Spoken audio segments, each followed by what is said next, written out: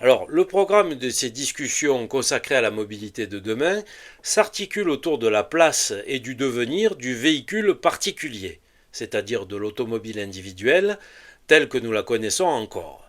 L'idée est de mettre ensemble toute une série d'éléments de l'actualité technologique et réglementaire afin de tenter de comprendre ce qui est prévu pour demain au vu des dispositions retenues par l'Union européenne et de leurs conséquences pratiques dans notre existence au quotidien. La nouveauté de ces dernières années, c'est indéniablement la percée orchestrée du véhicule électrique. Et à cet égard, le grand public pense simplement que nous ne faisons qu'assister à une pure évolution technologique. Ce qui, bien sûr, en soi, pose déjà la question des conditions de ressources des particuliers nécessaires pour pouvoir s'offrir les nouveaux engins et passer aux motorisations électriques. Ce qui met donc en lumière une société à deux vitesses avec d'un côté, si j'ose dire, les branchés, son jeu de mots, ceux qui peuvent se payer une Tesla comme ils le font d'un iPhone plutôt que d'un autre téléphone, et les autres qui en restent au thermique classique que nous connaissons depuis plus d'un siècle.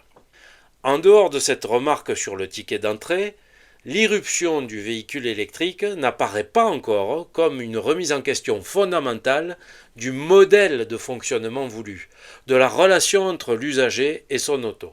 Il n'apparaît pas que cette mutation des véhicules est l'occasion saisie par l'Union européenne de remettre en question le volume du parc de véhicules en circulation pour le futur. Bref, le public ne saisit pas encore combien la généralisation voulue du véhicule électrique, la conversion, la transition électrique, peu importe la terminologie, va avoir des répercussions non seulement sur la question de l'acquisition, de la possession, de la propriété, de l'exclusivité en propre de l'auto, mais encore sur les modalités de son usage, c'est-à-dire sur la libre disposition de cet outil, de cet instrument de mobilité, et donc, quelque part, sur la liberté des déplacements motorisés individuels de demain.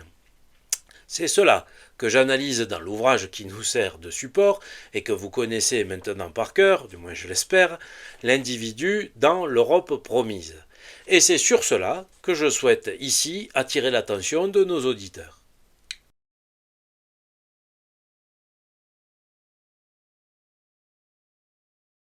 Oui, le véhicule électrique retiendra notre attention sur ce cycle, mais il ne sera pas le seul objet de discussion.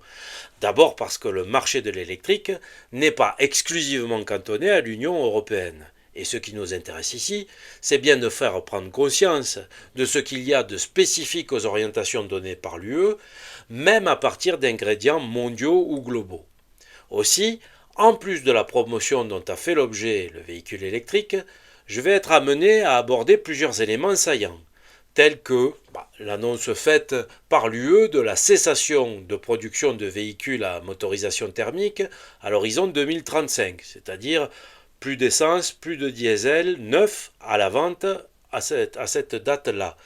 Le battage fait autour des véhicules autonomes, la polémique autour de la proposition de directive en faveur de la fin du permis de conduire à vie, mais aussi d'autres sujets d'apparence étrangère au thème de la mobilité, comme ce qui a trait au réseau électrique et aux compteurs intelligents, à la question de la propriété individuelle, à la poussée des plateformes de services, à l'appétit de l'UE pour l'accès aux données, notamment les données à caractère personnel, etc., etc. Et l'objectif est de parvenir à montrer comment ces différents éléments s'imbriquent, s'interpénètrent, et à comprendre la tendance, l'esprit qui est à l'œuvre en Europe et est en train de nous affecter parce qu'il trace des conditions de vie prochaines sensiblement différentes de celles que nous connaissons aujourd'hui. La pénétration du véhicule électrique sur le marché, activement soutenue par les pouvoirs publics européens, est, je le disais, fondamentalement un changement de modèle, mais qui, pour le moment, garde les apparences d'une pure évolution technologique, d'un progrès qui permettrait enfin de se passer des produits issus du pétrole, d'éviter les émissions carbonées et même de regagner en souveraineté. Ça, c'est le discours officiel. Sur chacun de ces points, néanmoins, il faut tout affirmer, mais passer vite dessus, car En fait, rien n'est aussi catégorique ni tranché. Il suffit d'évoquer la dépendance européenne pour les batteries, la dépendance pour les métaux qui servent à les fabriquer, ces batteries. Nous avons déjà évoqué les concessions faites en matière alimentaire au Chili pour accéder à son lithium. Ou encore la question de leur recyclage de ces batteries et des pollutions qui en résultent, etc., etc. Il faut également s'interroger sur la raison du surgissement en parallèle d'une figure issue de la science-fiction, le véhicule autonome, c'est-à-dire un véhicule sans chauffeur, dont l'image a été particulièrement valorisée, en dépit d'essais qui paraissent encore plutôt laborieux. Dans chacun des cas, il faut parvenir à voir un peu au-delà, l'étape d'après. Il faut accepter de sortir de l'événement, du moment présent, et de cette succession saucissonnée d'actualités pour replacer le tout dans une séquence en tant qu'étape d'un processus.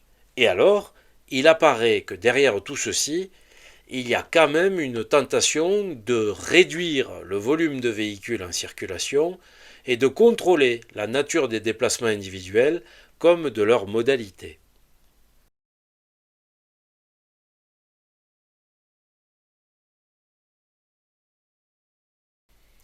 Si le véhicule électrique signifie réduction à terme du nombre de véhicules, ah oui, assurément. Il y a dans cette forme d'urgence à l'établir, à l'installer, plus qu'une simple nécessité qui serait dictée par des faits objectifs. Le climat, la planète, la dépendance aux hydrocarbures, ou que sais-je. En effet, le degré de performance atteint par les motorisations thermiques au cours des 15 dernières années est tel, aussi bien en rendement qu'en émission, qu'on aurait pu encore fonctionner avec pour un long moment. Et si l'argument premier était la protection de la planète, il y avait d'autres voies d'action que celle de l'électrique. En premier lieu, il suffisait de ne pas avoir encouragé la généralisation des SUV, tous ces véhicules inutilement bodybuildés et qui pèsent de plus en plus pour rien. Or, comme le constatait déjà un des grands pionniers français de l'automobile et de l'aviation, Gabriel Voisin, disait « Le poids, voilà l'ennemi ». Et à ce titre, les véhicules électriques sont de véritables fers à repasser. Il faut quand même réaliser qu'une Tesla pèse entre 1 tonne 8 et 2 tonnes 5. Même une petite citadine comme la Fiat 500 électrique, avec son popotin bien rond, pèse 1 tonne 4. C'est, pour comparaison, le poids que faisait une 604 Peugeot, la grande berline présidentielle de l'époque Giscard-Mitterrand, et dans tous les cas, au moins 300 kg de plus pour cette Fiat en version électrique que la version en motorisation thermique classique essence.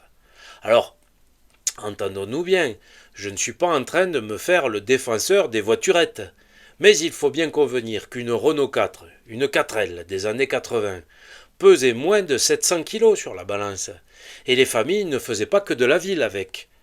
Aujourd'hui, une Mini de base, qui n'a de Mini que le nom, mais ni le prix ni le poids, pèse le double, presque 1 tonne et demie. Ce que je veux dire, c'est qu'il y avait parfaitement la voie pour de grands véhicules thermiques, confortables et performants. Cela parlera sans doute encore à certains amateurs si j'évoque le cas du Renault Espace. Le Renault Espace réalisé par Matra, avec le succès que l'on sait, en raison de ses panneaux de carrosserie qui n'étaient pas en métal mais en composite et qui lui permettaient d'avoir une coque extrêmement légère, qui plus est entièrement zinguée, donc totalement insensible à la corrosion.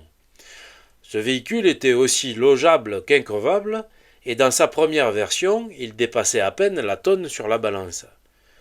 Lorsque le constructeur Renault a décidé de sacrifier la branche automobile de Matra à Romorantin dans le Cher en 2003 pour rapatrier sur ses chaînes qui étaient vides à Sandouville la production de la version 4 du modèle, eh bien l'Espace est alors devenu une auto classique à carrosserie tôle comme les autres autos de la production. Son poids a alors quasiment doublé pour atteindre à peu près 2 tonnes. Et accessoirement, le savoir-faire français accumulé pour réaliser des véhicules légers autres que des véhicules sans permis a été à cette occasion bêtement perdu. Mais revenons à nos moutons.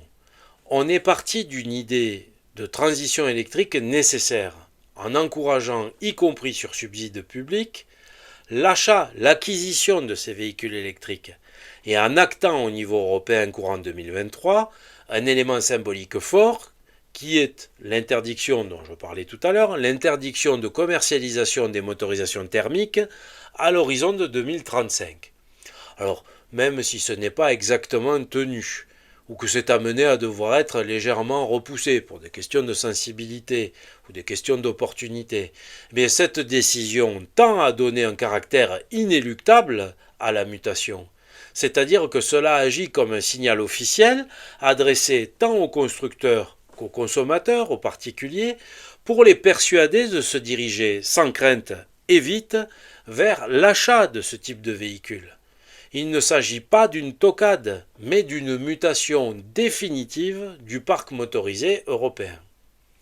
Ce que je veux établir dans cette première discussion, c'est que jusqu'à présent, ce mouvement s'est accompli avec l'apparence d'une simple conversion encouragée, suivant des modalités comparables aux acquisitions de véhicules antérieurs. Nous sommes juste invités à remplacer nos véhicules thermiques par des véhicules électriques. On a même tenté, pas longtemps il est vrai, de faire croire à des acquisitions premier prix pour accélérer le processus, voire même à des locations de type leasing social. Mais sinon, après, pour le reste, tout serait comme avant, mais en mieux. Alors, pour peu qu'on fasse abstraction de l'autonomie des véhicules électriques, de l'accès à des bornes de recharge, et quand même, accessoirement, du temps de charge. Or, quand on regarde de plus près, on s'aperçoit que les choses ne sont pas aussi simples, y compris pour les heureux élus qui sont en mesure déjà de s'être offerts ces précieuses nouveautés, et qui n'ont peut-être pas encore bien saisi le rôle qu'ils seront amenés, malgré eux, à jouer, notamment en matière de contribution à l'approvisionnement du réseau électrique. Ce point, qui peut paraître un peu complexe là à l'énoncer, je le mets particulièrement en évidence dans le livre, et il établit un couplage qui est largement passé inaperçu du public entre le déploiement des compteurs électriques intelligents type Linky, le réseau de bornes de recharge et les véhicules électriques. Il y aura donc un lien indissociable entre ces trois éléments. Il n'est pas encore réellement bien aperçu. Alors cela fera l'objet d'une vidéo spécifique du cycle, afin que mon exposé soit clair sur ce sujet, et donc si vous le voulez bien, on met momentanément cette question de côté, en réserve.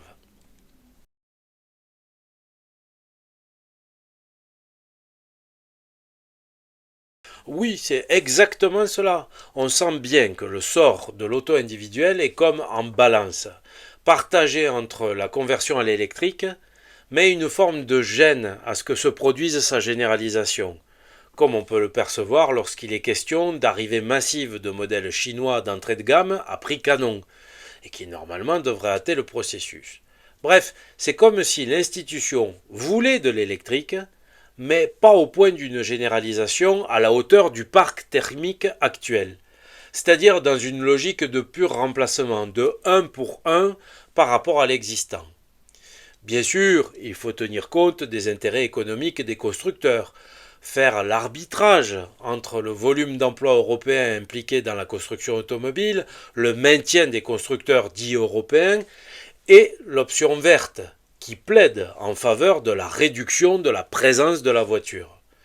Ce dernier point, il faut l'avouer, est désormais envisageable avec plus de facilité et peut-être moins de sensibilité aujourd'hui, à l'heure où les délocalisations majeures ont déjà été accomplies et où la plupart des usines du continent ont fermé.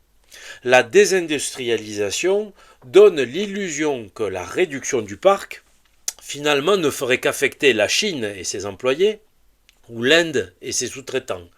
Après tout, Billancourt, Javel, Poissy sont enterrés depuis fort longtemps, depuis belle lurette. C'est donc dans ce contexte que se développe une petite musique faite par touches successives.